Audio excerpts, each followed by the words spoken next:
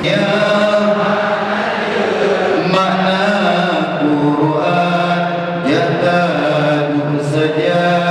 dengan ulama Badhanajun Butatin tajam Betapa risau Wa man nu'ammiru nunakkisu fil khalqi afala ya'qilun Wujud tidak Falafatul nafsi Yahu binafsi Udara Biada Ilmu Ayat Sama Pasar Kalam Hadirun Kuridun Alimun Kayu Kalau fikir dulu ada 7 orang ada 3 orang iblis dalam kerajaan dia malam iman ke itu saja karena Abu Yazid karena Sulaiman karena Abu dia selalu fikir ada 7 orang yang rumah dalam kerajaan itu ya pun fikir berada leterkan terus apa hotel dalam metro dan mana 7 orang iblis dalam kawan Aceh baik dia suruh merdek kaya mau tinggal kita nyo karena mudah kebak kalau berjuang menjadi malam semuanya sampai muda sampai terus ada tujuh baik yang berada dari anak banyak kan guru boroji anak tinggal ada 5 buat tujuh dan nyo kan tinggal kena tinggal tinggal tak boleh berdek mengenai dengan kita dan lebih jauh berdek mengenai boleh putra dia berdeknya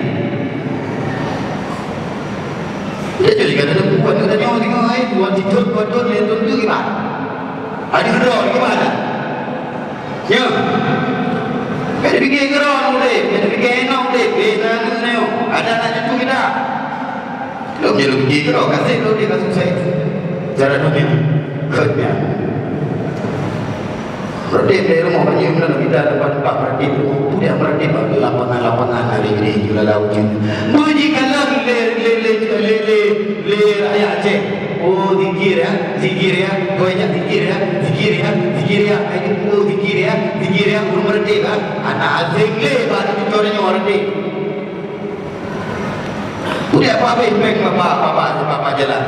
Udah fikir yang bikin gelap langan road. Nya dari pungdua berkah lembru ya Allah dengan berkah syafaat Nabi Muhammad dengan berkah Syekh Abdul Qadir Al-Jilani dengan berkah doa Syekh Abdul Rauf berkah doa para awliya waliullah ulama Aceh berkah doa yatim piatu ya Allah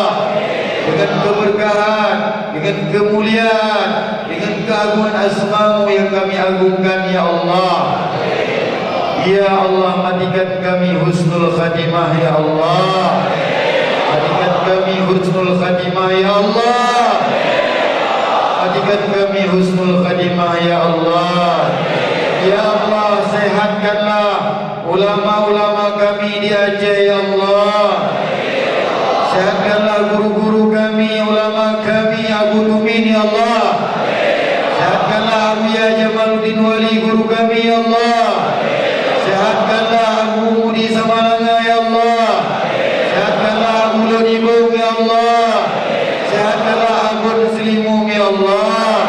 sehatkanlah seluruh ulama-ulama Aceh ahli sunnah wal jamaah ya